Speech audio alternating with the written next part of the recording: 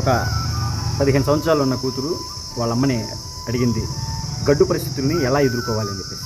మంచి క్వశ్చన్ వేసామని చెప్పేసి వాళ్ళ అమ్మ వెంటనే వంటింట్లో తీసుకెళ్ళి కాఫీ గింజ, క్యారెట్, కోడిగుడ్డు మూడింటిని వేరు పాత్రలో ఉడికించి ఇప్పుడు వీటిని పరిశీలించమని ఆ అమ్మాయి చెప్పింది. వెంటనే ఆ అమ్మాయి చెప్పింది, క్యారెట్ ఉడికించక ముందు గట్టిగా ఉంది, ఉడికించిన తర్వాత మెత్తగా అయిపోయింది. కోడిగుడ్డు కూడా ఉడికించక ముందు చాలా పలచగా డెలికేట్గా ఉండి కొంచెం గట్టిగా మారింది. కాఫీ గింజ అసలు నీటిని మొత్తాన్ని మార్చేసిందని చెప్పేసి చెప్పింది. వెంటనే వాళ్ళ అమ్మ చెప్పింది, నీకు గడ్డు పరిస్థితులు ఉన్నప్పుడు ఎలా ఉండవో ఆలోచించుకో.